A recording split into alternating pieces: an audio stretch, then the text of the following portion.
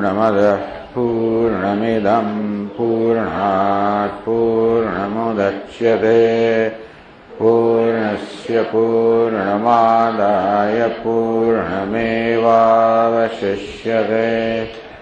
ॐ शान्ति शान्ति शान्तिः। श्रुतिस्मृतिपुराणानाम् आलयं करुणालयं नमामि भगवत्पादं शङ्करं लोकशङ्करं शङ्करं शङ्कराचार्यं केशवं बादरायणं सूत्रभाष्यकृतौ वन्दे भगवन्तौ पुनः पुनः। ईश्वरो गुरुरात्मेति मूर्तिभेदविभागिने व्योमवद्व्याप्तदेहाय दक्षिणामूर्तये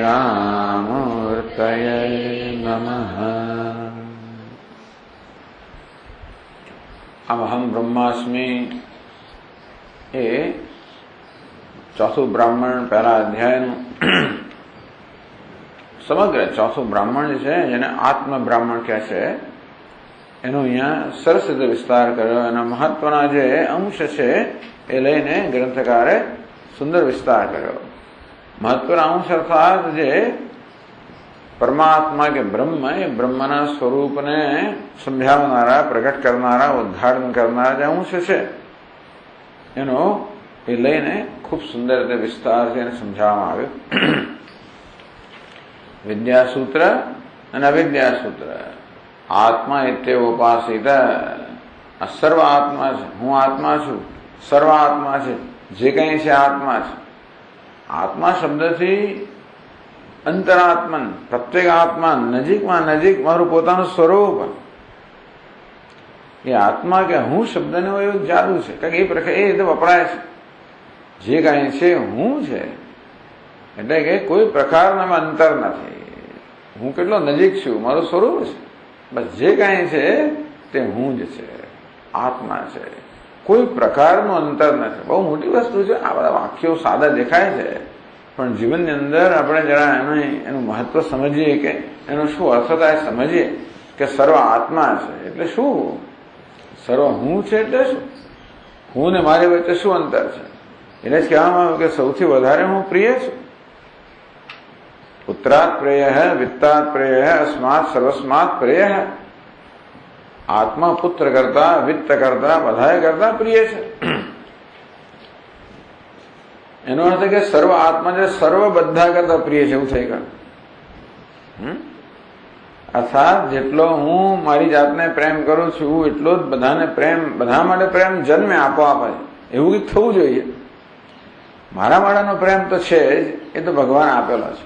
એટલે આપણા અનુભવનો વિષય છે કે પ્રેમ કોને કહેવાય, પ્રેમ કોને કહેવાય એ તો આપણો અનુભવનો વિષય છે. ભગવાને એટલું આપણને વ્યવસ્થા કરી આપી કે જો ભાઈ હું મારી જાતને કેવો પ્રેમ કરું છું, કેવો સ્વીકારું છું. કોઈ પણ સંજોગોમાં, કોઈ પણ સમયે, કોઈ પણ સ્થળે, કોઈ સંજોગોમાં હું ક્યારેય મારા માટે કદાચિત ના હમ અપ્રિય, ક્યારેય હું મને અપ્રિય હોતો જ નથી.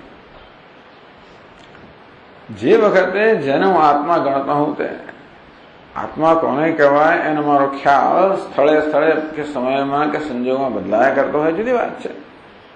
ક્યારેક મારા દેહના આત્મા કહેતા હોઉં, ક્યારેક મારા પુત્રના આત્મા કહેતો હોઉં, ક્યારેક મારા ધનના આત્મા કહેતો હોઉં, ક્યારેક મારા દેશના આત્મા કહેતો હોઉં, ક્યારેક અહંકારના આત્મા કહેતો હોઉં, એટલે ક્યારેક કોઈ ઇન્દ્રિયોના આત્મા કહેતો હોઉં, ક્યારેક અહંકારના આત્મા કહેતા હોઉં, મારા આગ્રહના આત્મા કહેતો હોઉં. આમ કયા સમયે કોને આત્મા કહું છું એનો મારો ખ્યાલ બદલાયા કરે છે. પણ જે સમયે જેને પણ આત્મા કહેતો હોઉં એ મારા માટે સૌથી વધુ પ્રિય છે. કોઈ પ્રકારની શરત વગરનો સ્વીકાર છે. ગમે તે વસ્તુનો હું ત્યાગ કરી દઉં, ગમે તેનો ભોગ આપી દઉં. જો દેશ મારામાં આત્મા એ વખતે તો ગમે તેનો પ્રાણનો પણ ભોગ આપી દઉં. લોકો આપી દે ભોગ. પોતે જે પ્રકારનો આદર્શ હોય એને વડે પ્રાણનો પણ ન્યોછાવર કરતા અચકાતા નથી. કોઈ મા હોય કે બાપ હોય પોતાના સંતાનો એટલો પ્રેમ હોય કે એને બચાવવા પોતાના હોમી દે. બધા અનેક દ્રષ્ટાંતો છે. આમ આજનો દ્રષ્ટાંત બતાવે છે કે આત્મા મને સૌથી પ્રિય છે, એટલે કે કોઈ પ્રકારની શરત વગર બિન શરતે પ્રિય છે. આવો પ્રેમ મારા જીવનમાં છે જ. પ્રેમ કોને કહેવાય કે જોવા જવું પડે એમ નથી. ભક્તિ કોને કહેવાય, ભક્તિને કારણે કેવી સેવા થાય છે અને કેવો ત્યાગ થાય છે એ તો પ્રત્યેક ક્ષણે મારામાંથી પ્રગટ થતું જ હોય છે. કેવી સેવા થાય છે, અહંકાર ન હું કરું કેવી સેવા થાય છે. બધું કેવું અનુકૂળ કરી દઉં છું. આ શરીર હું હોય તો કેવું બધી અનુકૂળતા કરી આપું છું. ટૂંકમાં જે કે વસ્તુને જે ક્ષણ હું માનતો એના માટે હું સમર્પિત છું. મારી જાતના ન્યોછાવર કરતો જાઉં છું. એની સેવા કોઈ પ્રકારની શરત વગર કરતો હોઉં છું. એના માટે જે કંઈ ભોગ આપવો પડે એ આપતો જાઉં છું. આમ સામે દુનિયાનો ભોગ અપાતો હોય છે એ જુદી વાત છે. કોનો ભોગ અપાતો હોય છે એ જેટલો હું મારો સંકુચિત હોય, એટલો સ્વાર્થ વધારે હોય, એટલો બધી વસ્તુનો વધારે ભોગ અપાય. પણ ભોગ તો અપાઈ જ રહ્યો છે, સમર્પણ થઈ રહ્યું છે. મારા જીવનમાં સતત સમર્પણ છે, સતત સેવા છે, સતત પ્રેમ છે. પહેલા તો આ જોવાની જરૂર છે. અંતરતર યદયમાં આત્મા છે અંતરતર, બધા કરતા અંતર છે, બધા કરતા નજીક છે. એ આત્મા કોને કહેવાય એનો વિસ્તાર પંચદશીમાં કરવામાં આવ્યો કે ભાઈ આત્મા એક વસ્તુ નથી. આત્માની 3 વ્યાખ્યા કરવામાં આવી. એક તો આત્મા ગૌણ અર્થમાં, બીજો આત્મા મિથ્યા અર્થમાં, ત્રીજો આત્મા સત્ય અર્થમાં. એટલે પુત્રને કે બીજી કશી વસ્તુને કે દેશને આત્મા કહું ત્યારે હું ને દેશ જુદા છે એ તો સ્પષ્ટ છે. અને છતાં આત્મા કહે તો ગૌણ અર્થમાં આત્મા છે. મારા દેહને જયારે આત્મા કહેતો હોઉં ત્યારે અજ્ઞાનને કારણે જન્મેલું છે, માટે એ મિથ્યા અર્થમાં છે. અને સચ્ચિદાનંદ આત્મા જાણું તો એ મુખ્ય અર્થમાં છે. ટૂંકમાં એટલે મેં કહ્યું કે આત્માની આ 3 વ્યાખ્યાઓ છે, અથવા 3 અર્થમાં માણસ આત્મા શબ્દનો પ્રયોગ કરતો હોય છે. એને ખબર નથી આવતી. પણ ટૂંકમાં ક્યારેક ગૌણને આત્મા કહેતો હોય, ક્યારેક મિથ્યા આત્મા કહેતા હોય, કોઈક મહાપુરુષો એ વળી સચ્ચિદાનંદ આત્મા કહેતા હોય. પણ જે સમયે જેને પણ આત્મા કહેવામાં આવે છે એ મારા માટે સર્વશ્રેષ્ઠ છે, સર્વોત્તમ છે, સર્વથી મહત્વનું છે. એને માટે ગમે તે વસ્તુનો ભોગ આપવો તૈયાર છે. નહીં જોઈએ, છોડી દો, જતો રહે, સંબંધો તોડી નાખો, બધી વસ્તુ ફેંકી દો, ગમે તે કરો. માણસ શું ભોગ નથી આપતો વિચાર કરો. જ્યારે કોઈક રીતે પોતાના અહંકારના આત્મા કહીએ કે પેલા કરતા વધારે ઝડપથી આગળ જવું, આમ મરી જવું તો વાંધો નહીં, ભલે મને અકસ્માત થાય, ભલે મરી જવું. કેટલો આપણા જીવનમાં સતત ત્યાગ જ છે. ખરેખર સતત ત્યાગ જ. અક્કલ વગરનો ત્યાગ છે જુદી વાત છે, પણ ત્યાગ તો છે. ત્યાગ કોને કહેવાય આપણે જાણીએ છીએ. પ્રેમ કોને કહેવાય આપણે જાણીએ છીએ. સેવા કોને કહેવાય જાણીએ છીએ. એ કંઈ નવું લેવાય તો એટલે એને માટે આપણે ક્યાંય જવાની જરૂર નથી. સતત સેવા, સતત ત્યાગ, સતત સમર્પણ, સતત પ્રેમ, સતત ભક્તિ જીવનમાં છે જ. કોને માટે? એટલે બીજી બધી વસ્તુ ઈશ્વરને એવો શબ્દ વાપરવા માટે કે એ બધી વસ્તુ હજી ઈશ્વર કોને કહેવો ને એના માટે કયો કેટલો પ્રેમ છે વગેરે બદલાતો રહે છે. હું જેને ઈશ્વર માનું છું એના માટેનો પ્રેમ બદલાતો રહે. ભગવાને પણ ઘણી વાર ઝઘડો કરો છું રોજ, છતાં કેમ આમ નથી કરતો. ટૂંકમાં જેને ઈશ્વર માનું છું એ પણ જ્યાં સુધી મારા કરતા અલગ માનું ત્યાં સુધી એમાં શરત આવી જતી હોય છે. આમાં કોઈ શરત જ નહીં. એટલે ઉપનિષદ આત્મા શબ્દ વાપરે છે. છાંદોગ્ય ઉપનિષદમાં સર્વમ ખલુ ઇદમ બ્રહ્મ, આ બધું બ્રહ્મ શબ્દ વાપરે, અહમ શબ્દ વાપરે, આત્મા શબ્દ વાપરે. અહમની અંદર પણ ઘણી વાર દેહને વગેરે અહંકાર માનતો હોય એટલે આત્મા શબ્દ વાપરે. બહુ પ્રેક્ટિકલ વસ્તુ છે. આત્મા એત્ય ઉપાસિત, જે કાંઈ છે એ આત્મા છે, એ હું છે, મારું સ્વરૂપ છે, કઈ જરાય જુદું નથી. જરા જો આ પણ ઉપદેશ કરવામાં આવ્યો એટલે આપણી નજર, આપણું ધ્યાન દોરવામાં આવે છે. ત્વમ દસમો છે, તું દસમો છે. આ જોવાની વસ્તુ છે. સમજવાની વસ્તુ છે એ દસમાને કે નજરથી જોવાનો નથી કે મેં દસમાનો સાક્ષાત્કાર થયો, મેં દસમાનું દર્શન કર્યા. બ્રહ્મેવાપીનો નમ તમ વેત્ત બ્રહ્મણો રૂપમ. ગુરુજી કહે કે આવી રીતે સાક્ષાત્કાર કર્યો હોય બ્રહ્મનો કે મેં બ્રહ્મને જોયું તો બહુ અલ્પ જાણે છે. મીમાંસમેવતે, હજી તારે જ્ઞાન કોને કહેવાય? મીમાંસમ. એ વસ્તુ વિશે તારે વિચાર કરવાની જરૂર છે. આમ કેવી રીતે જ્ઞાનના આપણા સર્વસામાન્ય અને પ્રચલિત ખ્યાલમાંથી મુક્ત કરતા કરતા કેટલી વાર કે આખો કેનો ઉપનિષદ એને જ વરેલું છે. જ્ઞાન કોને કહેવાય એનો આપણો જે પ્રચલિત ખ્યાલ છે એમાંથી પહેલા મનને મુક્ત કરો. ઉપનિષદનો એક જ એટલે ટૂંકમાં શાસ્ત્ર જે છે વેદાંત જે આપણો ઉપદેશ કરે છે એની પાછળ એક જ સતત પ્રયત્ન છે કે આપણે દરેક વસ્તુ વિશે ખ્યાલ લઈને જન્મેલા છે. ન જન્મ્યા તો આપણા ઉછેર દરમિયાન ખ્યાલ ઉત્પન્ન કરતા હોઈએ છીએ. આમ દરેક વસ્તુ માટે આપણા મનમાં ખ્યાલ બરોબર દ્રઢ થઈ ગયો હોય છે. એને તો પકડી જ રાખો ભાઈ. મારા ખ્યાલને એ જ મારો આત્મા છે. અત્યારે તો મારો અભિપ્રાય કહો, ખ્યાલ એ તો ખરો જ. એમાં મારી માહિતી તો આ માનવું હોય તો માં સ્વીકારે તો તું તારે રસ્તે. મારો ખ્યાલને તો પકડી નાખવું, મારો આગ્રહ તો ના જ છોડું. જેનો ભોગ આપવો પડે મૈત્રી તો ઘેર ગઈ, આ ગમે તે જવા દો. અને આનું નામ જ સમસાઈને માણસ કેટલો દુઃખી થાય છે. ખોટી વસ્તુને પકડી રાખીને કેટલી બધી સારી વસ્તુનો માણસ ભોગ આપે ને કેટલો દુઃખી થાય છે. અરે જોયે છે અનમ જોઈને કરુણા જન્મે ને મહાપુરુષો કે દુઃખીનું કારણ શું? શેના માટે દુઃખી થાય છે? લોકો માને કે ભૂખ ભરાનું દુઃખ, કશાનું દુઃખ નથી. હશે શરીરની પીડા નથી એવું ના કે એટલે એનો અર્થ કે આપણે એના પ્રત્યે બેદરકાર રહેવું જોઈએ કે ઉપેક્ષા કરવાનો પ્રશ્ન નથી. પ્રશ્ન આપણા ખ્યાલનો જ છે. માણસને દુઃખ આપનારી કોઈ વસ્તુ હોય તો અભિપ્રાયો છે, ખ્યાલ છે. આ જેટલું જલ્દી સમજાય એટલા ખ્યાલને છોડવા તૈયાર થઈ, બાકી ના તૈયાર થઈએ. અત્યારે તો એ બધાને સુખનું, એમાં જ મને સલામતી મળે છે, એને સુખનું સાધન માનું છું. અને મારો ખ્યાલ, મારો આગ્રહ સંતોષાય ત્યારે મને જે સંતોષ થતો હોય છે એટલે એ સુખનું સાધન જેમ માનું છું. એ મને કેટલું દુઃખ આપી રહ્યું છે, એ જરા ક્ષણિક સંતોષ આપવા માટે મને કેટલું મહાન દુઃખ આપે છે અને કેટલો ભોગ મારી પાસે લે છે એનો હિસાબ થતો નથી. એ સર્વૈવ બરોબર નીકળતો નથી. કેટલી કિંમત ચૂકવવી પડે એનો ખ્યાલ જ નથી કે મારા ખ્યાલને કે મારા અહંકારને કે આગ્રહને પકડી રાખવા માટે, સાચો ઠરાવવા માટે પ્રત્યેક ક્ષણે શું ભોગ આપું છું. ઘરે તો અંતર જ ઉત્પન્ન કરતો છું. આ છે ને આ હું છું. મારી સાથે સંમત નથી એટલે જુદો જ છે, એટલે વિભાગ કરી જ નાખે, ટુકડા કરી જ નાખ્યા. મહાન એ તો બહુ મોટો ત્યાગ, બહુ મોટું બલિદાન છે. પંચદશી કારણે કહે કે તમે આનંદ લેતા હો, સુખ અનુભવ, તમારો દ્વૈત છે ને, ભોગતા ભોગ કે છે બહુ મોટો ભાર છે કે છે. કશી વસ્તુનો આનંદ લેતા હોય ત્યારે પણ હું આનંદ લેનાર છું ને પેલો આનંદનો વિષય એવું જુદું કર્યું ને. આત્માની ઉપાસના ના થાય ને, આત્મા એટલે જુદું જ ના થાય. આનંદના વિષયને જુદો ગણ્યો એટલે આત્માનો ભોગ અપાય. એટલે પંચદશીકાર કહે કે ભાઈ એ જ મોટું બર્ડન છે, મોટો ભાર છે ને, લઈ લઈને ફરે છે આ માણસ. વિચાર કરો આ મહાપુરુષની દ્રષ્ટિ કેટલી બધી સૂક્ષ્મ અને કેવી સ્પષ્ટ છે ને.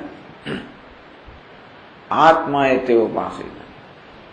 આ બધું શંકરાચાર્ય કહે છે. લોકો તો શું કહે છે સમજ્યા કર્યા વગર કઈ ને કઈ લોકો હવાની અંદર બાચકા ભરગાઈ ગઈ, હવામાં બધા તલવાર વિજાજ કરતા હોય છે. શંકરાચાર્ય એટલે શું એ તો સમજતા જ જન્મો લાગી જાય એવું છે. એટલે ઉપનિષદ શું ને તો ક્યાં વાત કરવી. પણ આમ કહે છે ને પેલું કહે છે ને અહીંયા તલવાર મારી હવામાં વિજાજ કરે છે બધા. પણ ક્યાં દ્રષ્ટિ છે એમને? બ્રહ્મ સત્યમ જગન મિથ્યા એટલે શું ભાઈ? કે તમે બ્રહ્મ સિવાય કશી વસ્તુને માનો એનો અર્થ કે એ મિથ્યા છે, નથી એવું. બધો અંતરાત્મા બ્રહ્મ છે પણ જે વેશમાં છે એ બ્રહ્મ જ છે. અંદરનો આત્મા બ્રહ્મ છે અને પેલે બહારની બાદબાકી કરવી પણ છે એ બ્રહ્મ જ છે. એને ઈશ્વર સિવાય કશું માને તો એ મિથ્યા છે, એ ખ્યાલ જ મિથ્યા છે, બીજું શું મિથ્યા હોય. એટલે પછી એમાં અનીશ્વર પણ જતું જ રહેશે. ઈશાવાસે મિદમ સર્વમ, આના પર અનીશ્વરનો આરોપ કર્યો છે. જે ઈશ્વર છે એના પર ત્યાં અનીશ્વર માને છે. એટલે આપણું ધ્યાન દોરવાની જરૂર છે ને. ધ્યાન ક્યારે દોરવું પડે? આપણા મનની અંદર દ્રઢ ખ્યાલ બરાબર બંધાઈ ગયો ત્યારે ભાઈ તું દસમો છો, તું દસમો ખોવાઈ ગયો છે, હું દસમો નથી, એ તો છોડવાનું જ નહીં. એ તો જાણે ટૂંકમાં એ તો મેં માની લીધેલું છે અને એ બધી વસ્તુનો એ જ આધાર છે, એના પર બધું રચાયેલું છે. એને તો હું ક્યારેય પણ પડકારવાનો છું જ નહીં. જે શોધખોળ, જે કર્મ કરો બધું બધાને પકડી રાખવું. કર્મને જે બધાને પકડી રાખવું. એ કર્મને છોડવાનું એટલે કર્મને છોડવાનું તો કોણ છોડવાનું છે? કર્મ જેમાંથી જન્મે છે આ બધા દ્વૈત, આ બધા આગ્રહ છે. કર્મનો ઉપયોગ શું છે? ભગવાન કઈ કર્મનો શું ઉપયોગ કરે? તારા આ બધા ભેદભાવને સાચવી રાખવા માટે કરે છે. સ્વર્ગમાં જવું તોય પણ હું તો ભોગતા રહું છું. એ તો તું જાળવી જ રાખવા માંગે છે ને, એને છોડ. સમર્પણ શેનું કરવાનું છે? આનું કરવાનું. આ બધી બહુ સૂક્ષ્મ વસ્તુઓ છે. અને તેથી જેમ જેમ એના વિશે વિચાર કરી તેમ ખબર પડે કે આપણે કેટલા દૂર છીએ અને કેવું અજ્ઞાનને આપણે કેટલું બધું પોષાયા જ કરીએ છીએ. આમ પ્રત્યેક ક્ષણે કેવું સાવધાન રહેવાની જરૂર છે. અજ્ઞાન કોને કહેવાય પહેલા સમજવાની જરૂર છે, તો પછી એને છોડીએ ને. આપણે અમુક તો અજ્ઞાન જાળવી જ રાખીએ, બાકીનું બધું છોડીએ તોય પણ આત્મા એ તે ઉપાસિત. અને માટે આત્મા આ પ્રકારે હું કશી વસ્તુ માટે કોઈ અંતર છે એટલે ટૂંકમાં આત્માનો ભોગ અપાઈ ગયો, ટુકડા થઈ ગયા. અન્યોસૌ અન્યોહમસ્મિતિ ઉપાસતે. જે દેવતાની એટલે ઈશ્વરની બી ઉપાસના કરે ત્યારે દેવતાની વાત થતી. જેની વાત કરો, કૃષ્ણની વાત કરો, એ અન્ય છે, હું અન્ય છું એવી ઉપાસના કરે ન સવે. તો એને ન સમજવાને કારણે બહુ વિરોધ થાય કે આ ભક્તિભાવનો વિરોધી છે. ભક્તિભાવનું કશું વિરોધી કેમ? કે ભક્તિનો તો બનેલો છું. પ્રત્યેક ક્ષણે પ્રેમ સ્વયં મારામાંથી પ્રગટ થતું જ નથી. પ્રત્યેક ક્ષણે જેને આત્માનો ભક્ત છું જ એનો ભોગ તો અપાય જ નહીં ને. એને શુદ્ધ જ કરવાની જરૂર છે. ભક્તિનો કોણ ભોગ આપી શકે? કોઈ માણસ આત્મા વડાના પ્રેમનો ભોગ આપી જ કેમ શકે? કારણ કે આત્મા ને પ્રેમ એક જ છે. એટલે ભક્તિનો ભોગ અપાય જ નહીં. નસવેદ નથી જાણતો એટલે શું? એટલે આજે પોતે જેને ની પૂજા કરે છે પોતાના કરતા જુદો છે એમ કરીને પોતાની જુદાઈ જાળવી રાખવા માંગે એટલે ઘણું બધું અર્પણ કરે, વધારે વધારે અર્પણ કરે. એને મોટો ને મોટો બનાવીએ એટલે આપણે આટલા રહેવા માટે આપણી જાતને કે બા હું તો આટલો જ છું, ના પડે. મોસમ દીન દીન હિત તુમ સમાન રઘુવીર. હું તો દીન છું, હીન છું, આવો છું, અલ્પ છું, તું મહાન છે. ભલે એ મહાન નથી એવું નથી, પણ આ તો વેદાંત કહે છે અધીનતા બિનતા છોડો. ટૂંકમાં આ પ્રકારના ખ્યાલમાંથી મુક્ત થવાનો આપણને ચેલેન્જ, પડકાર આપે છે. શું દીન દીન કરે છે? અભિમાન કરો? અભિમાન નહીં, આ દીનતા એ અભિમાન, દીનતા અભિમાન છે. દીનતા પેલો કે તમે અભિમાન કરો છો, તમે મોટા માણસ છો, એવું નથી. આ દીનતા અભિમાન છે. એને છોડવું એ ખરેખર તો પ્રેમ છે. પ્રેમમાં છોડવું તો પડે જ ને. એટલે છેવડે શું છોડવાનું એ ઉપનિષદ સમજાવે છે કે આ બધા ભાવ જાળવી રાખવા, ભેદભાવ જાળવી રાખવા, દીનહીન છું, બરાબર, તમારા ચરણની રજની રજ છું, એ બધું ઉત્તમ છે. એટલે એની આપણે વાત નથી કરતા, પણ એને આપણે જે રીતે સમજીએ છીએ એની વાત છે. એટલે એ જયારે આપણને ચરણની રજની રજ કે તે બરાબર છે સાધન માટે. તૃણાદપી સુનીચે તરોરપી સહિષ્ણુતા. તૃણ કરતા પણ જે નીચ, ના વાંધો નથી, તૃણોથી ઘાસ કરતા પણ જે પોતાને અલ્પ માને છે, નીચું માને છે. તરોહો અપી સહિષ્ણુતા. વૃક્ષ કરતા પણ વધારે સહિષ્ણુ છે. અમાન ના માન દેને, જે કેવું માન માગતો નથી ને માન આપ્યા જ કરે છે. માન આપવું એ પણ કોઈ ક્રિયાનું નામ નથી, એ પણ મગજની સ્થિતિ જ છે. માન આપવું એટલે એ પણ મનની અવસ્થા છે. પછી એ દ્વારા જે થાય એને આપણે માન કહીએ જુદી વાત છે. પછી થતું હોય ને અંદર ના હોય તે માન કહેવાય ને. મિથ્યાચાર ઉચ્ચરે. મોટા ભાગનો આચાર જ મિથ્યા હોય છે. બહારનો દેખાવ ઘણો હોય છે, અંદર નથી હોતું. ચાલો હવે એ તોય વાંધો નહીં. જેમ સ્વામીજી મહારાજ કહે કે તમારામાં એવી ભાવના હોય કે મારામાં સાચે સાચો આ ખરેખર આદર ઉત્પન્ન થવો જોઈએ, પ્રેરણ અમુક વર્તન કરવું જોઈએ, કંઈ ખોટું નથી. પણ વર્તન સુધી જ આપણે અટકી જઈએ અને પછી વર્તન દ્વારા જે બદલવાનું છે ન બદલીએ એ તો મિથ્યાચાર શૌચરે. બહુ બધી કડક ભાષામાં કહ્યું, પણ આ રીતે કહેવામાં આવ્યું કે શું છોડવાની જરૂર છે.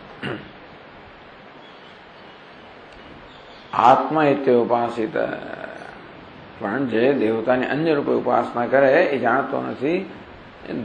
જે દ્રષ્ટાંત આપવામાં આવ્યા હોય, જે રીતે કહેવામાં આવ્યું હોય, હાંસી ઉડાવવામાં આવી હોય, ગમે તે હોય, ક્યારેક ક્યારેક આપણને આપણા ખ્યાલ મુક્ત કરવા માટે હાંસી પણ ઉડાવે. કડક શબ્દોમાં કહે, આપણા અપમાનજનક રીતે પણ કહે કદાચ કે કંઈક કરતા ઘણી વાર તો હથોડા મારીએ તોય પણ પેલો કાટ નીકળતો નથી. ગરમ કરીને હથોડા મારવા પડે એવું થાય કે ત્યારે કાટ નીકળે, બાકી ના નીકળે એવું લાગે આપણને. આ પ્રકારે ઉપનિષદ આ સ્તર પરથી કામ કરે. ટૂંકમાં આ દ્રષ્ટિ છે એના પર આ બધો ઉપદેશ રચાયેલો છે. અને ઉપાસના એ ધ્યાન કહો બધું એને માટે જ છે કે ચાલો આ અત્યંત સૂક્ષ્મ દ્રષ્ટિ હજી સુધી દ્રષ્ટિ પ્રાપ્ત કરવા માટે હજી આ તૈયાર નથી, તને ઉપાસના આપી કે તું બ્રહ્મ છે એમ એવું વિચાર, ભાવના કર કે આ સર્વ બ્રહ્મની ભાવના કર. આ પ્રકારે ઉપનિષદ જે છે એનું પહેલો અધ્યાય 6 અધ્યાય છે. તો એને પહેલા 2 અધ્યાય શંકરાચાર્ય મહારાજે ઉપનિષદના કહેવાતો પહેલા 2 અધ્યાય પર ટીકા એટલે નથી કરી કે એમાં કર્મનું નિરૂપણ છે. એટલે બૃહદારણ્યક ઉપનિષદ અષ્ટાધ્યાયી કહેવામાં આવે છે, પણ આપણને 6 અધ્યાય પરનું ભાષ્ય પ્રાપ્ત છે.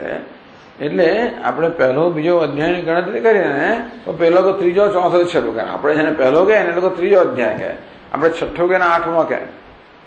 કારણ કે ઉપનિષદને અષ્ટાધ્યાયી કહેવામાં આવે છે. આપણે સાચા છે ને એ સાચા છે. ઉપનિષદ દ્રષ્ટિએ જે પહેલો અધ્યાય છે એ ગ્રંથની દ્રષ્ટિએ ત્રીજો અધ્યાય ગણો. એટલે ક્યારેક ત્રીજો અધ્યાય એવું કહેવામાં આવે અને આપણે નોર્થગઢ પહેલો અધ્યાય કરીએ તો આનું કારણ આ છે.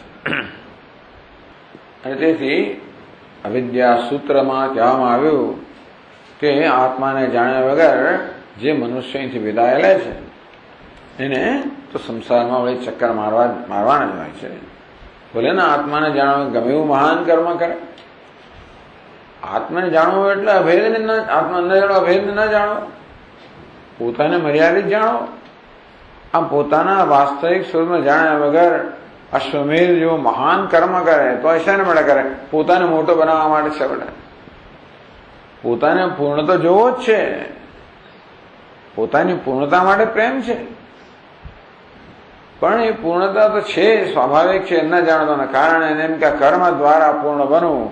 અશ્વમેધાથી મહાન કર્મ કરે, મહાન પુણ્ય પ્રાપ્ત કરે, અરે બ્રહ્મલોકમાં જાય તો પણ છેવટે ક્ષીણ થઈ જવાનું છે. કારણ કે આટલું બધું પુણ્ય કરવા છતાં હું અલ્પ છું, મર્યાદિત છું એ ખ્યાલ જતો નથી હોતો. 10મો છોકરો 10માને શોધીને ગમે તો સત્કર્મ પણ કરે. ધારો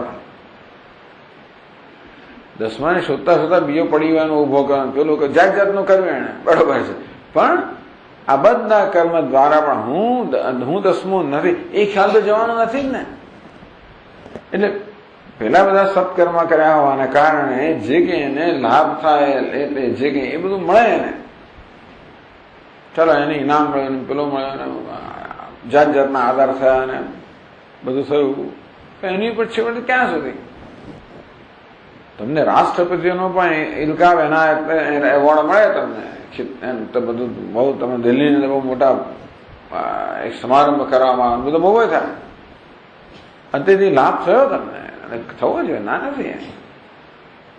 પણ હું અલ્પ છું એ ખ્યાલ તો જવાનો નથી ને. એટલે પછી હમણાં છાપવામાં આવેલું કે આ રાષ્ટ્રપતિના જેને પણ એવોર્ડ મળતા હોય છે, ઇનામો, એની હાલત શું છે કોઈ પૂછતું નથી. 10-15 વર્ષ પછી બિચારો એવો ગરીબ એવો નવો જ રહી જાય છે.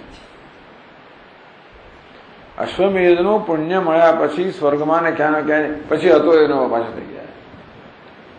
એમાં અશ્વમેધ યાગ માટે કે ટીકા નથી, કર્મ કરવાની ટીકા નથી. આ શેની ટીકા છે ન સમજવાના કારણે લોકો એમ કહે આ કર્મની ટીકા કરે છે. ના ના, કર્મની ટીકા નથી. કર્મ કયા ખ્યાલ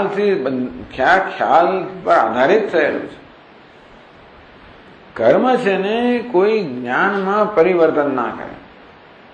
કર્મ એ દ્વૈતમાં પરિવર્તન ના લાવે. અવિરોધિતા કર્મ ના વિદ્યા વિનિહન્યતે. વિદ્યા વિદ્યામ શું છે? વિદ્યા જ્ઞાનતેવ તેજસ તિમિર સંગવત. એટલે કર્મ તો હું કરતા છું એ પ્રકારના ખ્યાલમાંથી ઉત્પન્ન થવાના કારણે એ કર્તૃત્વનો ભોક્તૃત્વનો ખ્યાલ તો દૂર ના જ થાય.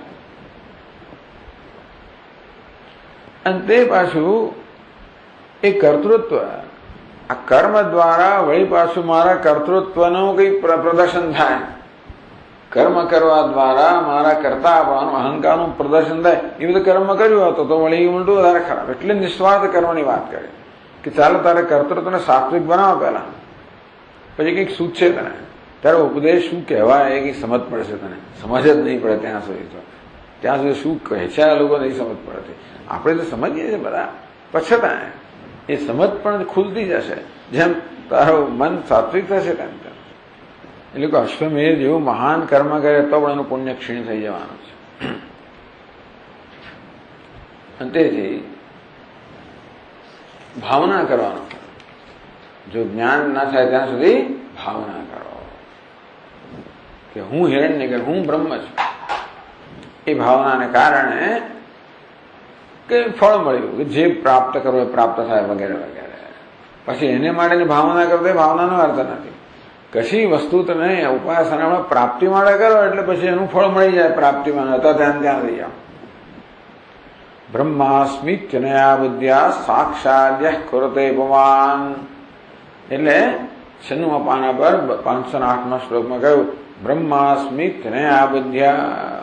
હું બ્રહ્મ છું એ જ્ઞાનથી ય પુમાન સાક્ષાત કુરતે. આ રીતે પરમાત્માનો સાક્ષાત્કાર કરે છે. અર્થાત જે વસ્તુ જેવી છે તેવી જુએ છે. તસ સર્વમિદમ હે શક્ર હે ઇન્દ્ર. એના માટે અશ્વમેધ એટલે કે આ બધો બ્રહ્મલોક બધી વસ્તુ હે છે. ટૂંકમાં એની કોઈ જરૂર નહીં. હે એટલે છોડીને જ દે છે એટલે એને જરૂર નથી. ટૂંકમાં બ્રહ્મલોક સુધીની બધી વસ્તુની જરૂરિયાત મુક્ત થઈ જાય છે. બ્રહ્મલોકમાં શું સુખ છે એની તો કલ્પના જ નથી આપણને. આપણે તો આ નાના સુખની અંદર જ રચ્યા પચા રહીએ છીએ. એટલે બ્રહ્મલોક કોને કહેવાય તો કલ્પના બહારની વસ્તુ છે. પણ એ પણ હેયમ એ સુખની પણ જરૂરત નથી રહેતી. છોડી દેવું એટલે એની જરૂરિયાતમાંથી મુક્ત થવું. છોડવું એટલે તિરસ્કાર કરવો એવું ને, ઉપેક્ષા કરવો ને. કશી વસ્તુ ઉપેક્ષણીય નથી. પાપી પણ તિરસ્કારને યોગ્ય નથી એવું કહેવાય મહાપુરુષ. શું એને પાપનો તિરસ્કાર કરો તો કરો. પાપી પણ કશી વસ્તુ તિરસ્કારને યોગ્ય નથી. આ રીતે એ પહેલું જે આખો અધ્યાય છે એ સમાપ્ત થયો. હવે 96મા પાના પર કહે છે ટીકાકાર બીજા પેરેગ્રાફમાં અથ ચતુર્થ અધ્યાય તાત્પર્ય પ્રદર્શનમ ઉપક્રમામાણ.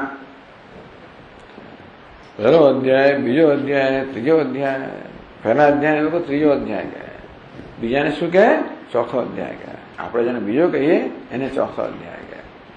બીજો અધ્યાય જે છે એનો પ્રારંભ થાય છે અજાત શત્રુ અને ગાર્ગ્યના સંવાદ છે, જેનો આપણે કૌશિતકી ઉપનિષદમાં વિસ્તારથી જેનો આપણે અધ્યયન કરી ગયા.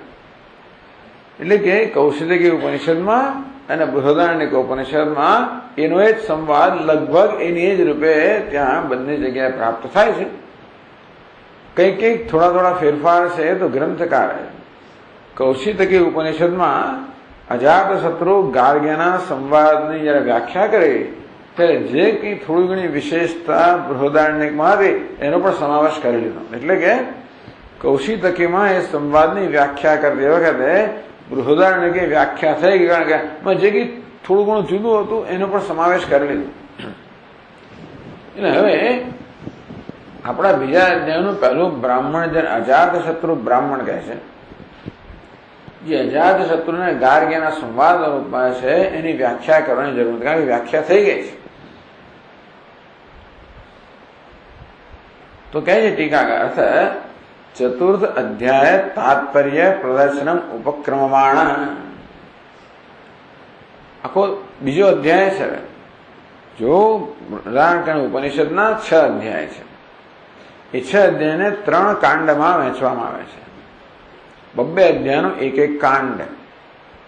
પહેલા 2 અધ્યાયને મધુકાંડ કહે છે. એ મધુ એટલે બ્રહ્મ. પહેલા 2 અધ્યાયને મધુકાંડ કહે છે. એમાં પછી મધુ વિદ્યા પણ આવે છે. મધુ કહો, મધ કહો, અમૃત કહો, આનંદ કહો, બ્રહ્મ કહો. મધુકાંડ જેમાં પરમ બ્રહ્મનું નિરૂપણ છે. બધા આખા ઉપનિષદમાં ઉપાસના બહુ ઓછી છે. આટલું મોટું ઉપનિષદ છે આપણને, પણ એમાં ઉપાસના બહુ ઓછી છે. બ્રહ્મ વિદ્યાનું નિરૂપણ છે મુખ્યત્વે. છાંદોગ્ય ઉપાસના બહુ છે બધી, ત્યારે બૃહદારણ્યકમાં બહુ ઓછી છે. પછી 3યો અને 4થો અધ્યાય છે, એ 2 અધ્યાયના કાંડને મુનિકાંડ કહે કે યાજ્ઞવલ્ક્ય કાંડ કે, કારણ કે એ 2 અધ્યાયો યાજ્ઞવલ્ક્યના ઉપદેશના રૂપમાં છે. અને મુખ્યત્વે પહેલા 3યા અધ્યાયમાં યાજ્ઞવલ્ક્ય અને બીજા પંડિતો વચ્ચેનો સંવાદ, અને પછી યાજ્ઞવલ્ક્ય અને જનક વચ્ચેનો સંવાદ. પણ મુખ્યત્વે યાજ્ઞવલ્ક્ય ઋષિના ઉપદેશના રૂપમાં છે. માટે 3યો અને 4થો 2 અધ્યાયના કાંડને યાજ્ઞવલ્ક્ય કાંડ કે મુનિકાંડ કહેવામાં આવે છે. અને 5મો અને 6ઠ્ઠો અધ્યાય છે, એમાં પછી ખીલકાંડ છે, કે બાકી રહી ગયું હોય શેષ વસ્તુ કહેવાની, એ કહે છે. એટલે હવે અત્યારે હજી આપણે પહેલા મધુકાંડમાં છે, એનો પહેલો અધ્યાય છે, એની વ્યાખ્યા પૂરી થઈ. બીજો અધ્યાય જેને અહીંયા આ લોકો 4થો અધ્યાય કહે, અર્થાત ચતુર્થ અધ્યાય તાત્પર્ય પ્રદર્શનમ ઉપક્રમમાણ. આ બીજો અધ્યાય છે, એનું તાત્પર્ય છે પહેલા દેખાડવા માંગે છે ગ્રંથકાર. એનો ઉપક્રમ એટલે પ્રારંભ કરતા યસ આત્મ બ્રાહ્મણે તૃતીય અધ્યાયગતે વિધિમુખેન પ્રદર્શિતમ. આત્મ બ્રાહ્મણ એટલે કયું છે? આમાં એવું છે, દરેક અધ્યાયના 600 બ્રાહ્મણ છે પાછા. એટલે પહેલો અધ્યાય એના 6 પેટા વિભાગ છે. કારણ કે એક અધ્યાય થયો, જેવી રીતે ભાગવત હોય એના સ્કંદ હોય, દરેક સ્કંદના અધ્યાય હોય, તેમાંનો એક અધ્યાય છે. એ દરેક અધ્યાયનો એક પેટા વિભાગ હોય, જેને લોકો બ્રાહ્મણ કહે છે. અધ્યાયની અંદર અધ્યાય બ્રાહ્મણ. એ દરેક બ્રાહ્મણના પછી ફકરાઓ હોય, એને આપણે કંડિકા કહીએ. જેમ કે ભગવદ્ ગીતાના 18 અધ્યાય, દરેક અધ્યાયનો એક શ્લોક હોય, તેમ અહીંયા આગળ એક અધ્યાય છે, એના જે પ્રકરણો હોય એને એ લોકો બ્રાહ્મણ કહે. દરેક પ્રકરણમાં જે મંત્રો હોય એને કંડિકા કહે. તો દરેક અધ્યાયનું નામ છે, દરેક કંડિકાનું નામ હશે, પણ ટૂંકમાં જેવી રીતે આ કાંડનું નામ આપ્યું, અધ્યાયનું નામ આપે, દરેક બ્રાહ્મણનું નામ આપ્યું. એમાં જેના પર સૌથી વધારે ભાર દેવામાં આવ્યો એ પહેલા અધ્યાયનું 4થું બ્રાહ્મણ, જેનો શબ્દ આત્મવેદમગ્રાસીત. એ પ્રકારે એ પહેલા 4થો જે બ્રાહ્મણ છે એનો પહેલી કંડિકા આ પ્રકારની હતી. અને મારે એને આત્મકંડિકા કહેવા, આત્મ બ્રાહ્મણ કહેવામાં આવે છે. એટલે કે આત્મ બ્રાહ્મણે તૃતીય અધ્યાયગતે વિધિમુખેન પ્રદર્શિતમ. મુખ્યત્વે આપણે એ બ્રાહ્મણનું મહાવાક્ય આપણે અહમ બ્રહ્માસ્મિ, એમાં આત્મા તે ઉપાસિત, અહમ બ્રહ્માસ્મિ, વિદ્યાસૂત્ર, અવિદ્યાસૂત્ર, આ બધું એ 4થા બ્રાહ્મણને અંતર્ગત હતું. એટલે એનો બહુ વિસ્તાર થયો. તો 4થા બ્રાહ્મણમાં એ વિધિમુખે તું બ્રહ્મ છે, હું બ્રહ્મ છું. વિધિમુખ, વિધિ એટલે કે શું છું એના પર ભાર દેવો. પ્રદર્શિતમ તત્વમ, જે તત્વ, જે આત્મ તત્વ કે પરમાત્મા તત્વ, હું બ્રહ્મ છું, હું આત્મા, જો સર્વ આત્મા છે, શું છે એ પ્રકારે કહેવામાં આવ્યું. એ તદેવ મૂર્તામૂર્ત બ્રાહ્મણે નિષેધ મુખેન ઉચ્યતે. સાથે સાથે હું શું નથી એ પણ કહેવું જોઈએ પાછું. ચિદાનંદ રૂપ શિવોહમ શિવોહમ, હું ચિદાનંદ રૂપ છું, શિવ છું એ વિધિ હું શું છું એ રીતે કહેવામાં આવે. મનોબુદ્ધિ અહંકાર ચિત્તાનામ, આ મન બુદ્ધિ અહંકાર ચિત્ત નથી, હું નથી નિષેધ મુક્તિ કહેવામાં આવે. આમાં અપવાદ પણ કરવાની જરૂર. અધ્યારોપવાદ, અધ્યારોપવાદ નિષેધ મુક્તિ કહેવામાં. નેતિ નેતિ, આ બૃહદારણ્યક ઉપનિષદ બહુ પ્રસિદ્ધ છે. નેતિ નેતિ, આ નેતિ નેતિ વાક્ય ક્યાં આવે છે? એકથી વધારે જગ્યા પર સૌથી પહેલા ક્યાં આવે છે? આ બીજા અધ્યાયના ત્રીજા બ્રાહ્મણમાં. તો બીજા અધ્યાયમાં 6 બ્રાહ્મણ છે. કયા કયા બ્રાહ્મણ છે? તો જુઓ તમે, એ જ આ 6 પાના ત્રીજી પાદનો જુઓ. ચતુર્થ અધ્યાય ઉપનિષદ ક્રમેણ દ્વિતીય અધ્યાય. ભલે ગ્રંથ પેલા ટીકાકારે ચોથો અધ્યાય ઉપનિષદના ક્રમથી જે બીજો અધ્યાય છે, એમાં આત્મ, શિશુ, મૂર્તામૂર્ત આ છે ને, આત્મની પણ અજાત શત્રુ જોઈએ ત્યાં આગળ. આ બીજો અધ્યાય છે ને, એના 6 બ્રાહ્મણ છે. આ પ્રકારના નામ છે: અજાત શત્રુ, શિશુ, મૂર્તામૂર્ત, મૈત્રેયી, મધુ, વંશેદી, ષડ બ્રાહ્મણ. 6 બ્રાહ્મણ છે. એના આ પ્રકારના નામ છે. અજાત શત્રુ બ્રાહ્મણ, કારણ કે એમાં મુખ્યત્વે અજાત શત્રુનો ઉપદેશ છે ગાર્ગ્યને, એટલે એને અજાત શત્રુ બ્રાહ્મણ કહે છે. બીજાને શિશુ બ્રાહ્મણ કહે. શિશુ શબ્દથી એનો પ્રારંભ થાય છે, એમણે શિશુ બ્રાહ્મણ કહ્યું. ત્રીજું મૂર્તામૂર્ત બ્રાહ્મણ બહુ પ્રસિદ્ધ છે, જ્યાં આગળ નેતિ નેતિ વાક્ય આવે છે, એ ત્રીજું બ્રાહ્મણ. ચોથું મૈત્રેયી બ્રાહ્મણ બહુ પ્રસિદ્ધ છે, યાજ્ઞવલ્ક્યનો મૈત્રેયનો ઉપદેશ. પાંચમું મધુ બ્રાહ્મણ, મધુ વિદ્યા છે, જેમાંથી આ બધું શરૂ થયું. દધ્ધિંગ આથર્ણ ઋષિએ આ અશ્વિની કુમાર જો ઉપદેશ કરેલો મધુ વિદ્યાનો, એ મધુ બ્રાહ્મણ. અને છેલ્લે વંશ બ્રાહ્મણ, વંશાવલી કહી છે બધા ગુરુ શિષ્યની. આ 6 બ્રાહ્મણ છે. એમાં જે અજાત શત્રુ પહેલું બ્રાહ્મણ છે, એનો તો વિસ્તારથી કૌશિકી બ્રાહ્મણમાં ઉપદેશ કરવામાં આવ્યો, પણ હવે એને અહીંયા કહેવાની જરૂર નથી, એને સંક્ષેપમાં કહી દે છે. બીજું વંશ બ્રાહ્મણ છે, એમાં કઈ વધારો નથી મળે, એને પણ નથી કહેતા. ત્રીજું મૂર્તામૂર્ત બ્રાહ્મણ છે, મહત્વનું છે, કારણ કે એમાં નેતિ નેતિ ઉપદેશ આવે છે, એટલે એ આપણને કહેશે. એટલે કહે છે કે આત્મ બ્રાહ્મણમાં અહમ બ્રહ્માસ્મિ, આત્મા એટલે ઉપાસિત, એ બ્રાહ્મણમાં વિધિમુખેને યત પ્રદર્શિતમ તત્વમ, યત તત્વ, જે તત્વને, તત્વ કેવું છે, હું બ્રહ્મ છું, એ રીતે જે વિધિમુખથી કહેવામાં આવ્યું, એ તદેવ મૂર્તામૂર્ત બ્રાહ્મણ. તે જ આ બીજા અધ્યાયનું ત્રીજું બ્રાહ્મણ જે મહત્વનું છે, એને મૂર્તામૂર્ત બ્રાહ્મણ કહ્યું, કારણ કે મૂર્ત અમૂર્ત શબ્દોથી એનો પ્રારંભ થાય છે. મૂર્ત એટલે ઘડાયેલો, જેને મૂર્તિ કહીએ ને. ટૂંકમાં તમે પિંડ લો, એના કોઈ અવયવ હોતા નથી. અવયવ બધા તમે એને પ્રદાન કર્યા પછી ઘડો, એને આપણે મૂર્તિ કહીએ. કોઈ વસ્તુનો અવયવ છે, જેમ કે ઘડાને અવયવો હોય, એનું મોં હોય, એનું પેટ હોય, એનું તળિયું હોય, અવયવો કહેવાય. ઘડાને એવા અવયવ. આપણા હાથ પગ હોય અવયવ હોય. તો માટીના પિંડને કોઈ અવયવ નથી, મને અમૂર્ત કહેવાય. એ માટેના પિંડને આપણે ઘડીએ ને અવયવ પ્રદાન કરે, કે આનું આ પેટ ના મોડું, એટલે પેલું જે કઈ વસ્તુ તૈયાર ને એને આપણે ઘડો કહીએ ને, એને મૂર્ત કહેવાય. મૂર્ત અને અમૂર્ત. આ જગતમાં મૂર્ત અને અમૂર્ત 2 વસ્તુઓ છે, એવું આપણે સમજાવશે. પંચમા ભૂતમાં જે આકાશ ને વાયુ છે ને, અમૂર્ત છે ને, એનો કોઈ આકાર નથી, તેથી એનો આકાર નથી, ઘડાયેલ નથી, માટે 2 તત્વને અમૂર્ત કહેવામાં આવે. જે અગ્નિ, જળ અને પૃથ્વી, આ 3 તત્વો છે, એ આપણા ચક્ષુના જ્ઞાનના વિષય છે. એમને આકાર છે, એમને રંગ છે, રૂપ છે, માટે એમને મૂર્ત કહેવામાં આવે. આ રીતે કહે છે કે આ સમગ્ર જગત જે છે, જેનો નિષેધ કરવાનો છે.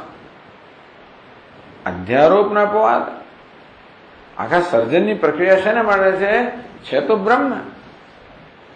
સર્વમ ખલુદમ બ્રહ્મ, જે છે બ્રહ્મ જ છે.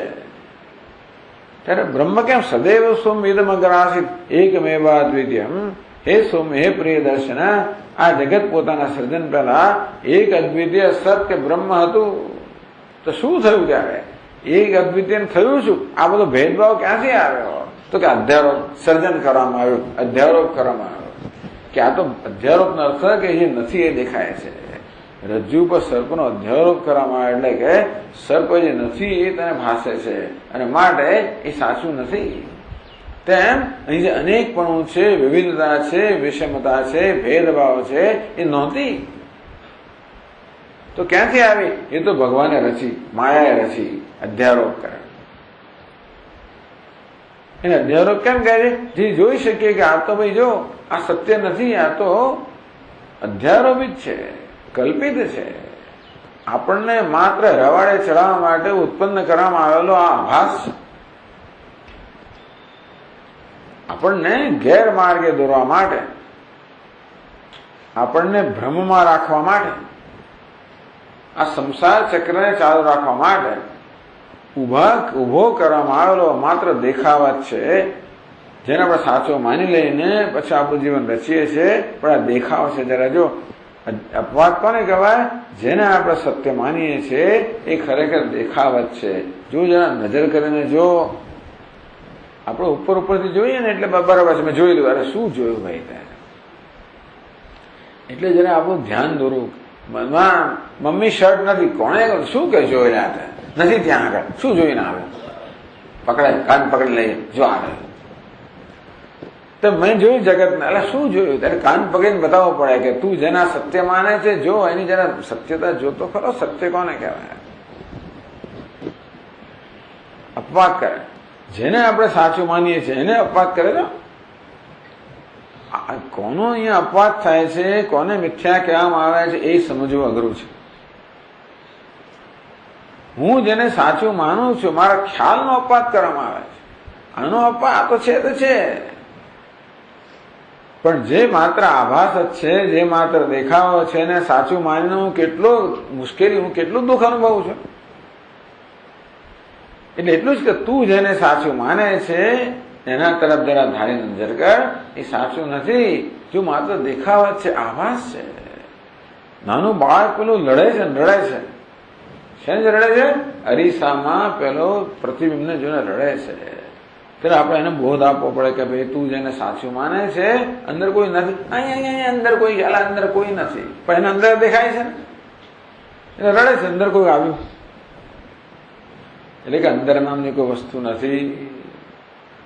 તું અંદર માને છે, અંદરપણું જે છે ને એ તો માત્ર દેખાવ છે.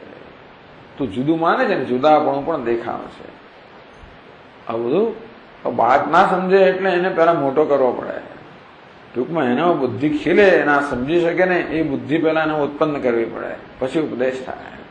ત્યાં સુધી કે તું રમ, તું લડીશ નહીં, એને એની સાથે રમ, એને પ્રેમ કર, ત્યાં જેવું કહીએ આવે.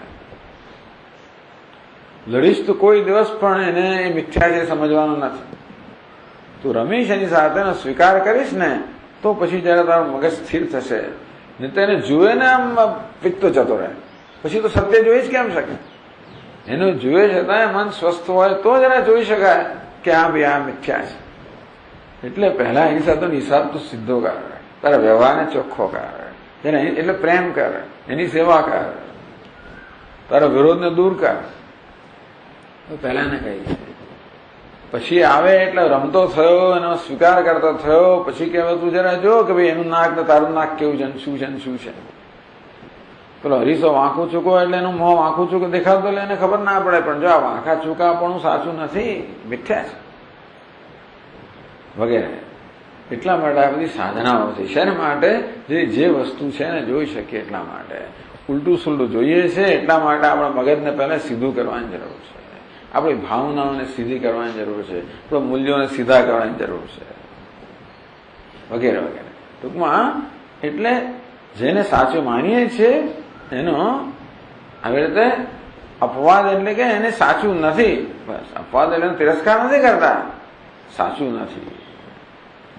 એટલે વિધિમુખે ને પ્રદર્શિતમ, કારણ કે આપણે તો જ હું મારી જાતને બ્રહ્મરૂપે જોઈ શકું જ્યારે મારા જીવપણાનો અપવાદ કરું કે જીવપણું ખોટું છે એવું જયારે જોઉં ત્યારે જ હું બ્રહ્મ છે એ પ્રકારે જાણી શકું ને.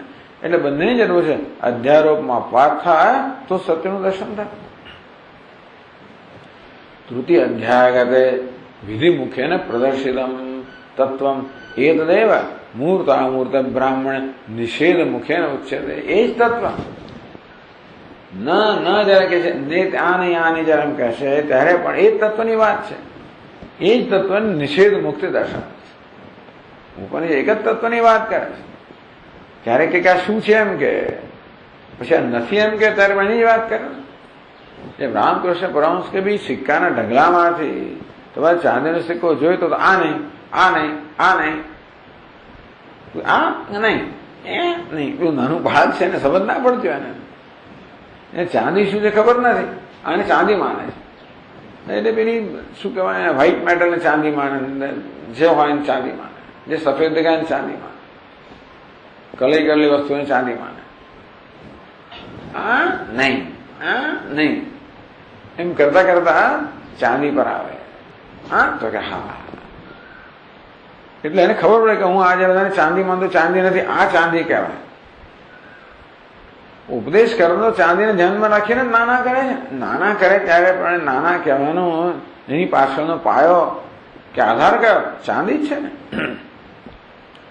એ ના કહેવા દ્વારા પેલાનો તિરસ્કાર નથી. એમને માનું કે આ કલઈનો કે વ્હાઈટ મેટલનો કે આનો તિરસ્કાર, એવું નથી. પણ એ ચાંદીનો આદર કરી છે કે માટે એને પહેલા આના આદરમાંથી મુક્ત થવાની જરૂર છે, ખોટા આદરમાંથી મુક્ત થવાની જરૂર છે વગેરે. ટૂંકમાં એટલે એ જ તત્વનો ઉપદેશ થાય નિષેધ દ્વારા. પણ કહેવાનો ભાવ થાય છે એને ધ્યાનમાં રાખીને જ નિષેધ થતો હોય છે. છેલ્લી છેવટે અને ચાંદી માની બેઠો ચાંદી નથી, અને પછી જેથી ચાંદીને જોઈ શકે, સમજી શકે. એ તદેવ મૂર્તામૂર્ત બ્રાહ્મણ નિષેધ મુખેન ઉચ્યતે એથી સૂચયન. એ નિષેધ મુખથી કહેવામાં આવે છે. કહે છે ચોથી પાદમાં અન્વય વ્યતિરેકાભ્યામ એવ સૂક્ષ્મ વસ્તુ સમર્પણ ઔચિત્યાદ. અન્વય અને વ્યતિરેક બંને વસ્તુ જોઈએ. સૂક્ષ્મ વસ્તુને સમજાવવા માટે અન્વય અને વ્યતિરેક કહેશે, એ જ બતાવશે. અન્વય એટલે શું કે ભાઈ જો બધા અલંકારોમાં કઈ વસ્તુ રહેલી છે કે સોનું. વ્યતિરેક એટલે શું? સોનામાં અલંકાર નથી. અલંકારમાં સોનું છે પણ સોનામાં અલંકાર પણ નથી. ભાઈ સોનું કે છે અલંકારપણાથી મુક્ત છે. ત્યારે શું છે? સોના પર અલંકારપણાનો અધ્યારોપ કરો, એનું નામ સર્જન. ત્યારે એને બંગડી બુટ્ટી કહે છે. એ બંગડી બુટ્ટી કહેવાનો વાંધો છે, પણ સોનાને ભૂલી ગયો વાંધો છે.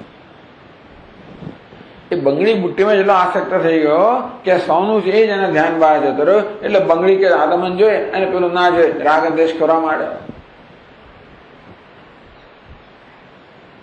બાકી એ જોત કે આ બંગડી એ સોનું છે ને બુટ્ટી, તો બંગડી બુટ્ટીનો વાંધો નથી આપણને. પણ બંગડી બુટ્ટીને સત્ય કહેવાના કારણે સોનાપણાનો તિરસ્કાર થઈ ગયો. એટલે એ તો મુખ્ય મૂળ વસ્તુ ગવાડી જ બેઠો. હવે ક્યાં ગયો રમણ કરે છે? પેલા નામ રૂપમાં રમણ કરે છે. તો પછી બંગડીને એટલો બધો પ્રેમ કરતો હતો તો પેલી ઓગળી ગઈ એટલે રડારડ કરો. પછી એની કંઠી થઈ ગઈ, ચાલો બંગડીના રડવા માટે રડો, અને પેલો કંઠી માટે હશે ને પાછું એ ઓગળી ગયું. એટલે રડારો જ કરવાની છે. તો સોનામાં દ્રષ્ટિઓ તો રડારો ના હોય. એ કે નિષ્ઠુરતા નથી, બસ એ જાણકારી છે કે ભાઈ જે બદલાય એવી વસ્તુ એ તો બદલાય છે, ન બદલાય બદલાવાની નથી. તો ચિંતા શું હોય? જાતસ્ય ધ્રુવ મૃત્યુ, ધ્રુવમ જન્મ મૃતસ્ય છે. જેનો જન્મ થયો આ બગડી પણ ફલાણા પણ એ જ કહ્યું છે ને. જે જવાનું નહીં જવાની વસ્તુ ક્યાં ગઈ છે? નત્વેવામ જાતો નાસમ નત્વમ નેમે જનાધિપા નથૈવ ને ભવિષ્યામે. કે અર્જુન એવું ક્યારે પણ નહોતું કે તું નહોતો ને હું નહોતો ને ફલાણો. એટલે આપણા સોનું નહોતું એવું ક્યારે નહોતું, અને નહીં હોય પણ નહીં હોય. આ બધા આકાર આવે, પહેલા સોનું તો હતું, આકારો છે ત્યારે પણ છે, અને બધા જતા રહેશે આકારો, ત્યારે સોનું તો રહેવાનું જ છે. તમે કેવા નિષ્ઠુર છો? આકારનો તમે તિરસ્કાર કરો. તિરસ્કાર નથી, પણ ન કે ત્યાં સુધી મગજ ખુલવાનું જ નથી ને. સોનું જોયા પછી જ ખરેખર આકારનો આદર થાય. ત્યાં તમે આદર કરો છો અક્કલ વગરનો આદર છે. આ ભક્તિ પણ મૂળ વસ્તુ જાણ્યા વગર કરવામાં આવતી હોય. અમે બહુ પ્રેમ કરીએ છે ને અલંકારના, બંગડી બહુ પ્રેમ કરો છો, પણ સોનાને જાણ્યા વગરનો પ્રેમ છે ને એ પ્રેમ બહુ ટકવાનો નથી. કારણ કે ક્યાં સુધી બંગડી રહેવાની છે, એની બુટ્ટી થશે તારો પ્રેમ જતો રહેવાનો છે. ટૂંકમાં જે વસ્તુ અનિત્ય છે એને પ્રેમ કરો તો પ્રેમે અનિત્ય જ રહેવાનો છે. નિત્ય વસ્તુને પ્રેમ કરવો જોઈએ. એટલે અન્વય વ્યતિરેકાભ્યામ બંને આપણે કહેવું પડે કે આ સોનું છે અલંકારપણાથી મુક્ત છે. અલંકારમાં તો એને જો અલંકારમાં બે વસ્તુ પછી તને દેખાશે, અલંકારપણાથી મુક્ત અને અલંકારપણું. તો જોઈ શકશે કે અલંકારપણું આવનારું જનારું છે અને સોનું છે અન્વય હંમેશા રહેનારું છે. તો પછી અલંકારપણા માટે તને જે પ્રકારનો ભાવ હશે ભાવ હેલ્ધી એટલે કે તંદુરસ્ત હશે કે તું આનંદ લે, પણ જાણીને કે આટલો વખત છે આનંદ લઈ લે. જે જાય તો દુઃખ ના થાય અને બીજા આકારમાં આવે તો એટલો આનંદ લઈ શકે કે એક જ આકારનો આનંદ લેવાનો બીજા ના લેવાય એવું પણ આગ્રહની જરૂર નથી. અન્વય વ્યતિરેકાભ્યામ એટલે કહે છે કે સૂક્ષ્મ વસ્તુ સમર્પણ ઔચિત્યમ. સૂક્ષ્મ વસ્તુ જે છે એ તમારે દર્શાવ્યો તો અન્વય ને વ્યતિરેક એ પદ્ધતિ દર્શાવી છે. અધ્યારોપ ના અપવાદ એ વ્યતિરેક છે, અન્વય જે છે અધિષ્ઠાન છે. એટલે પહેલા અધ્યાયના ચોથા બ્રાહ્મણમાં અહમ બ્રહ્માસ્મ અન્વય કરવામાં હું બ્રહ્મ છું, સર્વ બ્રહ્મ છે. તસ્માત સર્વ અભાવત, હું બ્રહ્મ છું એ જ્ઞાનથી સર્વ બની ગયો એટલે બધું બ્રહ્મ છે એવું જ્ઞાન થયું અને સર્વાત્મા ભાવ એટલે શું? ત્યાં જાહેર બધું બ્રહ્મ છે એવું કહેવામાં આવે. પણ અહમ બ્રહ્મ કેમ કહ્યું કે બધું અહમ છે એટલા માટે.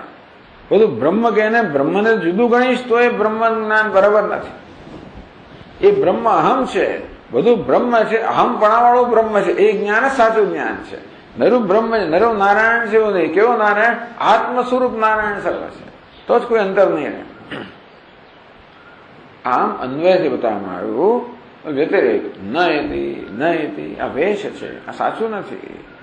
એ રીતે નિષેધ મુખેનો ચિરે સૂચયન આવું સૂચન કરવા માંગે છે. પહેલા આપણને આ ત્રીજા અધ્યાયનું તાત્પર્ય બતાવતા પહેલા કે આમાં શું કરવામાં આવે છે કે જો ભાઈ આમાં નિષેધ કરવામાં આવે છે, વ્યતિરેક બતાવવામાં આવે છે એવું પહેલા બતાવે છે.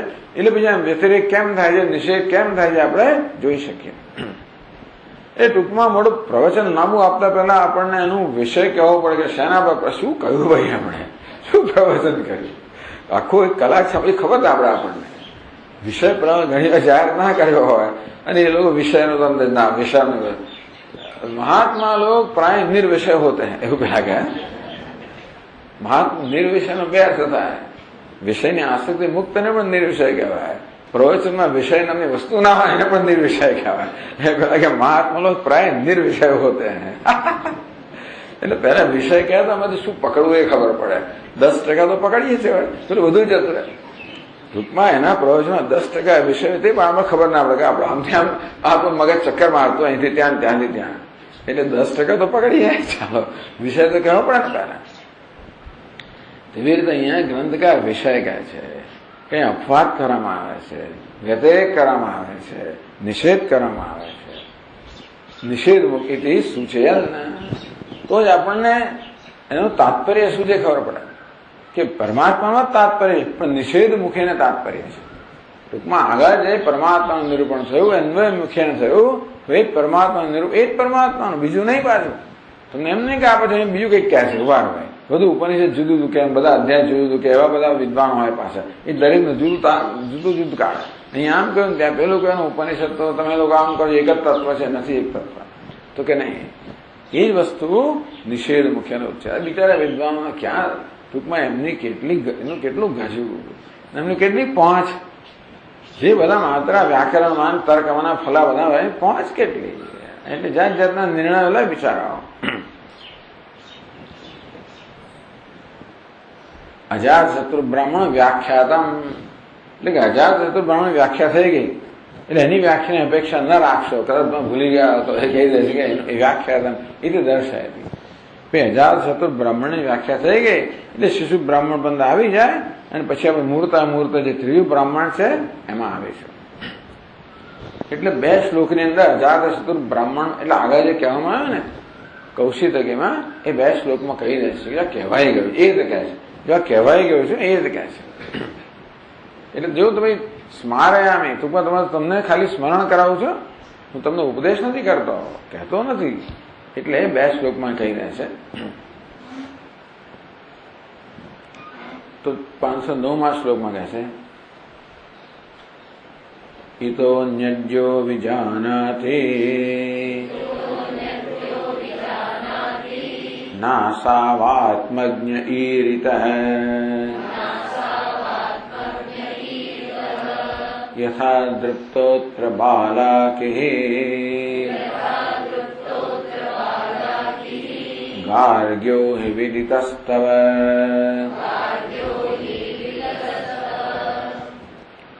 इतः अन्यद्यो विजानाति, બ્રહ્મ સિવાય તત્વને બીજું કોઈ પણ જાણતો હોય. પરમાત્મા બ્રહ્મ છે પણ આત્મ સ્વરૂપ બ્રહ્મ છે. પરમાત્મા બ્રહ્મ છે પણ આત્મ સ્વરૂપ બ્રહ્મ છે.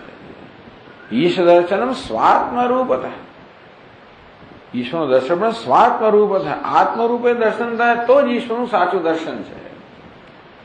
ઇતઃ અન્યદ્યો વિજાનાતિ, પરમાત્માને આત્મા સિવાય બીજી કોઈ પણ રીતે જે જાણે છે.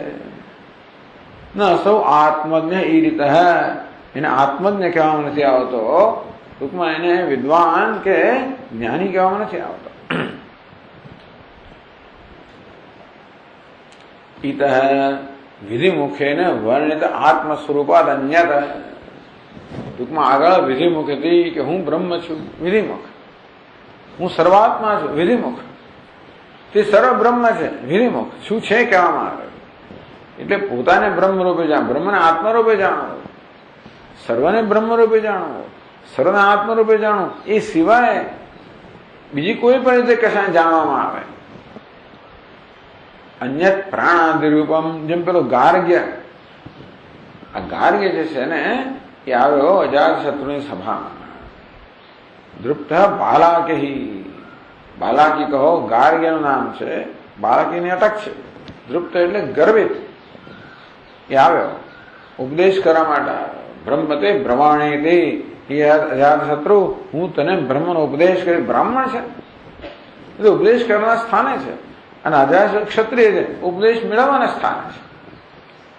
અજાતશત્રુ ખુશ થઈ, ઓહો આવો આવો, મને ઉપદેશ કરવામાં આવ્યા છો, એને માટે મારી સભામાં મારી પાસે આવ્યા છો, મારું કેવું સદભાગ્ય.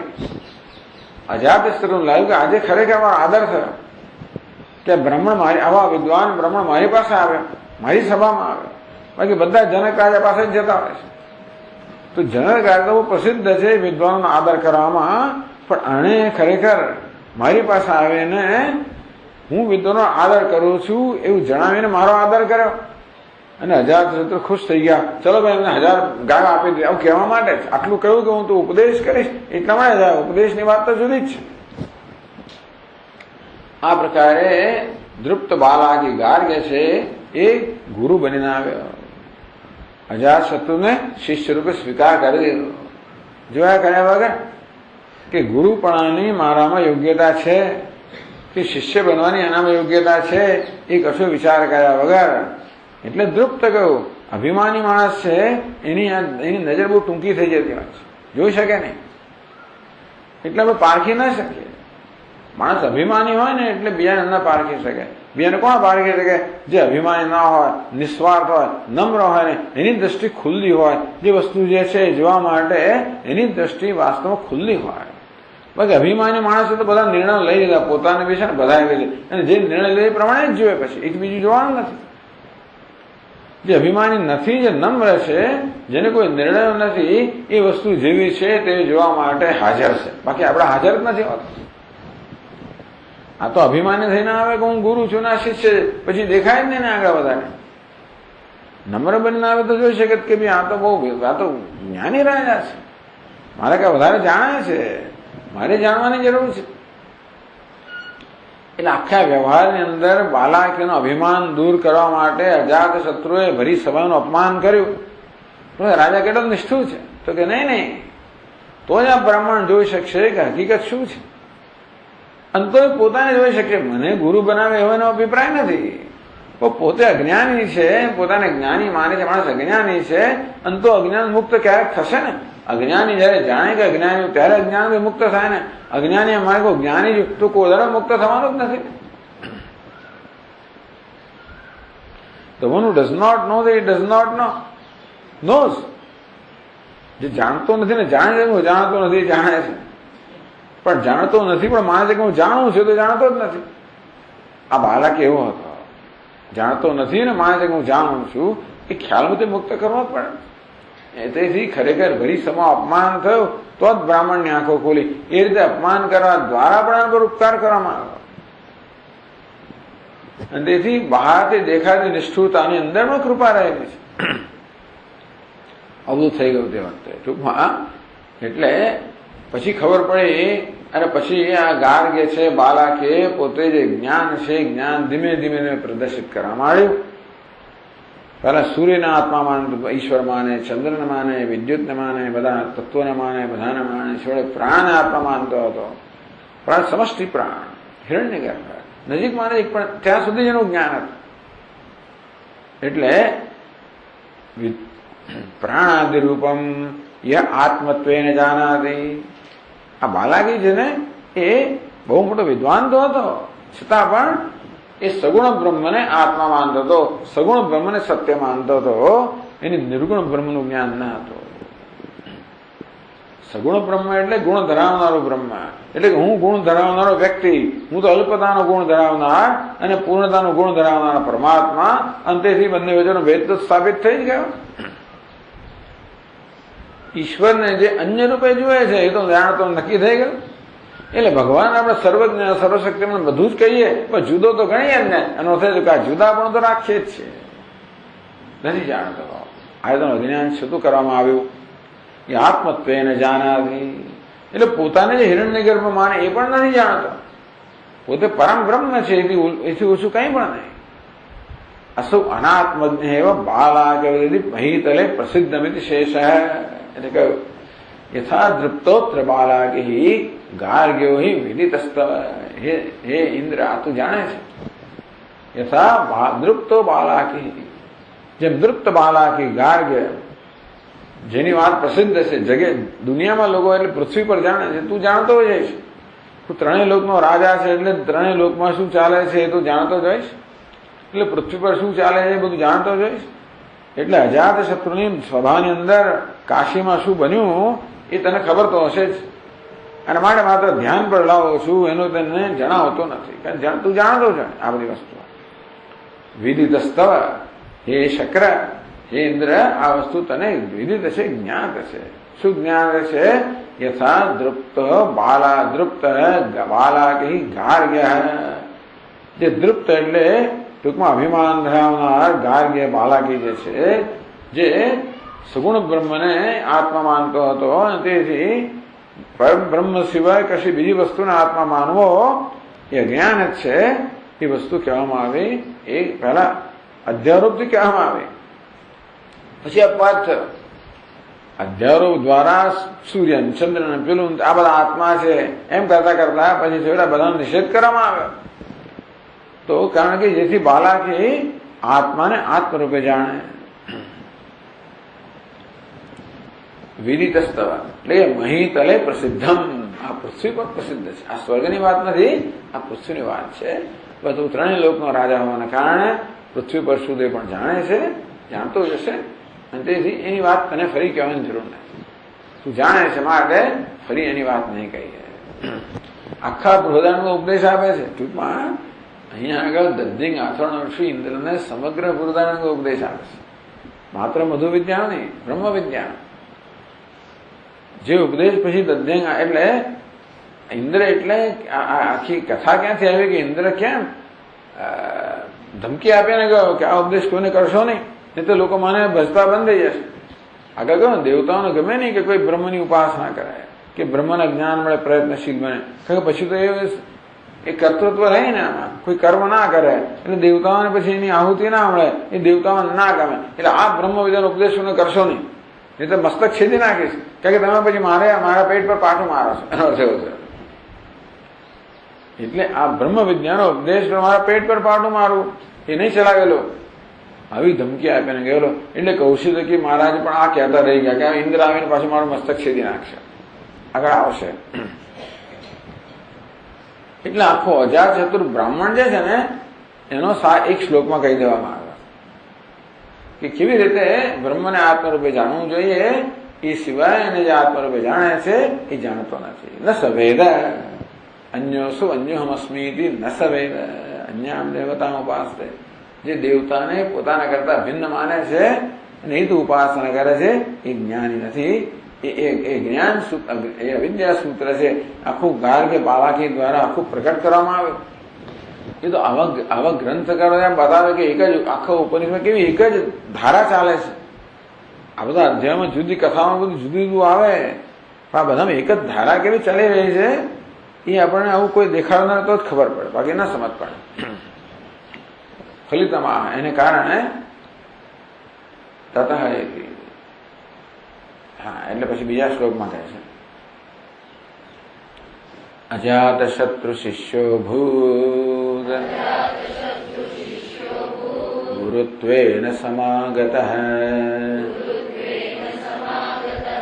તામ કથામ ત્વં ચ જાનીષે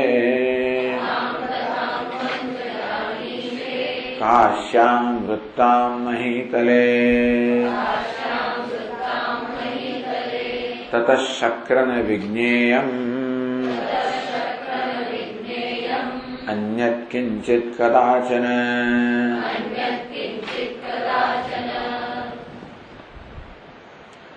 અજાત શત્રુ શિષ્ય ભૂત ગુરુત્વેન સમાગત ગુરુત્વેન સમ્યક આગત. અભિમાની ગાર્ગ્ય બાલકી છે ગુરુત્વેન એ ગુરુપણાના અભિમાન સાથે ગુરુ બનીને આવેલો. અજાત શત્રુ શિષ્ય અભૂત પણ છેવટે અજાત શત્રુનો શિષ્ય બની ગયો. એ કથા આપણે બધી જોઈ. તામ કથામ ત્વં જ જાનીષે કાશ્યામ વૃત્તામ મહીતલે. મહીતલ પૃથ્વી પર કાશીમાં આખો વૃત્તાંત બની ગયો. એ કથા ઇન્દ્ર તું જાણે છે. એની વ્યાખ્યા આગળ પણ મહીતલે પ્રસિદ્ધમ ઇતિ શેષ. ટૂંકમાં એટલે કે ફલિતમાં તો આ કથા જાણે છે એટલે એનું ફલિત શું થાય કહે છે તતઃ શક્રન વિજ્ઞેયમ અન્યત કિંચિત કદાચન. પણ હે શક્ર હે ઇન્દ્ર અન્યત કિંચિત કદાચન કશી જ વસ્તુ ભલી વસ્તુ હોય, ભલે ને હિરણ્ય ગર્ભ હોય, ભલે સગુણ બ્રહ્મ હોય, ભલે અયોધ્યા ગમે તે હોય, ત્રિલોકીનાથ હોય, સર્વજ્ઞ સર્વશક્તિમાન હોય, મુરલીમાં જે હોય તે અન્યત કિંચિત એટલે કહે છે કે કદાચન ક્યારેય પણ અન્યત કિંચિત ભલી ગમે તે વસ્તુનું તું મહાન પૂજક હોય તોય પણ ન વિજ્ઞેયમ એને આત્મધન્ય માનવું એ ક્યારેય ના કરવું. જેની પૂજા કરતો હોય આત્મા જે પ્રકારે પૂજા કરે અત્યારે આત્મરૂપે ન જાણતો હોય તો વાંધો નથી, અને જે પૂજા કરતો હોય એનો વાંધો નથી. સેવા કર, પૂજા કર, ઉપાસના કર, ધ્યાન કર, બધું કર, પણ મારાથી જુદો છે એ પ્રકાર નહીં. વેદાંતિ લોકોના જુદાપણું તમે જુદાપણાથી શરૂ કરશો તો જવાનું નથી. ભેદભાવના સૌમિત્ય સૌ ભાવના ભેદા પાવની મતા. એટલે ભેદભાવના હું એ ભિન્ન છે ને હું ભિન્ન છે કે પૂજા કરો, સેવા કરો, અર્ચના કરો, ધ્યાન કરો, યોગ કરો, જે કરતા હો એના કરતા સૌ અભેદા ભાવના કે નહીં જેની પૂજા કરું છું, સેવા કરું છું, ધ્યાન કરું છું એ વાસ્તવ મારું સ્વરૂપ છે એ વસ્તુને ધ્યાનમાં રાખીને કરો પાવની મતા. તો શું થશે? બધી સેવા પૂજા પવિત્ર કરનારી નીવડશે. ટૂંકમાં એ સેવા પૂજા કે ઉપાસના છે એ ભેદભાવ દૂર કરનારી નીવડશે, જે દૂર કરનારી નહીં નીવડે. પાવન પવિત્ર કરવું એટલે શું? આ ભેદભાવમાંથી મુક્ત થવું. એટલે કહે છે કે તેથી શક્રન વિજ્ઞેયમ અન્યત કિંચિત કદાચન. કોઈ વસ્તુ જે છે ક્યારે પણ પોતાના કરતા બીજી માયાના આરાધના કે ઉપાસના ન કરવી. ભાવનામાં પણ અભેદ ભાવના અને જ્ઞાનમાં પણ અભેદનું જ્ઞાન. આ પ્રકારનું ઉપનિષદનું જે દર્શન છે એટલું ઊંચું છે ને કે આ ટૂંકમાં બીજા લોકોના તો ગજુ જ નથી આ વસ્તુ સમજવાનું કે એને પામવાનું કે એની ટીકા કરવાની કોઈ અધિકારી તો કોઈની પાસે છે જ નહીં. ખરેખર આ વસ્તુ વિશે કશું કહેવું, એની ટીકા નિંદા કરવાનું તો કોઈ જાતનો એની પહોંચ જ કોઈ નથી. એટલા સૂક્ષ્મતાથી એટલે આ વસ્તુ કોઈને માટે એટલે સામાન્ય માણસો માટે નથી. ખરેખર બહુ ગૂંચવાડો થઈ જાય. એટલે ટૂંકમાં આ ઉપદેશ માત્ર બહુ જ મર્યાદિત રાખવામાં આવેલો અને બધા કહેતા હોય છે એનું આ જ કારણ છે. સમજ્યા વગર પછી બસ જેમ તેમ પછી ફાળે જ રાખવું, ગુજરાતીની અંદર ફાળે જ રાખવું. તો કે હવામાં વીજવું એમ કે એવું જ થતું હોય છે. એટલે પછી શંકરાચાર્ય પણ એ જ હાલત થાય, હવામાં વિજ્યા જ કરે બધા એમની સામે, વિજ્યા કરે, જે કરવો એ કરે. એને એ તો કઈ કોઈથી ડરતા નથી કે એમને કોઈની પણ ચિંતા નથી, જે છે એ જ કહેવાનું. મારે લોકો મને માન આપે એટલા માટે હું કે એને મોડું કરીને કહું તો બહાર જ નહીં, મોડું તો કરવાનું જ નહીં કશી વસ્તુને. જે છે આદર્શને નીચે પાડવાનો જ નહીં. એ જે છે ના અનુકૂળ નથી એને બરાબર મજા નહીં આવે, લોકો શું કહે છે ફલાણું ભય રાખે ને તો આદર્શ નીચો કરો, એ તો સ્વીકાર્ય જ નથી, વગેરે વગેરે. ટૂંકમાં એટલે આ બધા મહાપુરુષો ક્યાંથી આવે છે, કયા સ્તરથી વાત કરે છે, એ જ એમની મુખ્ય, એ જ એમની આરાધના છે. એટલે એટલું કઈ જાણવું, ભલે સ્તર ના જાણીએ આપણે, ભાઈ કયા સ્તરથી આવી રહ્યા છે એની કંઈક ઝાંખી થાય તોય બહુ થઈ ગયું, તો ક્યારેક આપણે એ સ્તરને પ્રાપ્ત કરી શકીએ. એટલે આ 2 શ્લોકની અંદર અજાતશત્રુ બ્રાહ્મણની વાત કરી દેવામાં આવી, એવી રીતે કરવામાં કે આ વ્યાખ્યા થઈ ગઈ છે, મળે ફરી વ્યાખ્યા કરવાની જરૂર નથી. પણ એ કરતા કહેતા શું વ્યાખ્યા છે કહી દીધું કે કશી વસ્તુને આત્મા કરતા અન્ય રીતે એને ઉપાસના ન કરવી જોઈએ, કે જાણવું ન જોઈએ. આત્મા એટલે ઉપાસિત, આત્મા છે એ પ્રકારે જ ઉપાસના થવી જોઈએ. 2 શ્લોકમાં આ રીતે ગ્રંથકાર અજાતશત્રુ બ્રાહ્મણ કહી દીધું. ઓમ પૂર્ણમદ પૂર્ણમિદં પૂર્ણાત પૂર્ણમુદચ્યતે પૂર્ણસ્ય પૂર્ણમાદાય પૂર્ણમેવાવશિષ્યતે. ઓમ શાંતિ શાંતિ શાંતિ.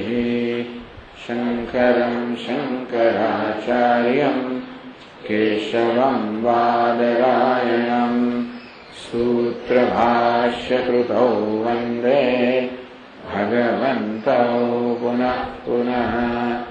ઈશ્વરો ગુરુરાત્મેતિ મૂર્તિભેદવિભાગિને વ્યોમવદ્વ્યાપ્તદેહાય દક્ષિણામૂર્તયે નમઃ. ઓમ શાંતિ શાંતિ શાંતિ. હરિ ઓમ. શ્રી ગુરુભ્યો નમઃ. હરિ ઓમ.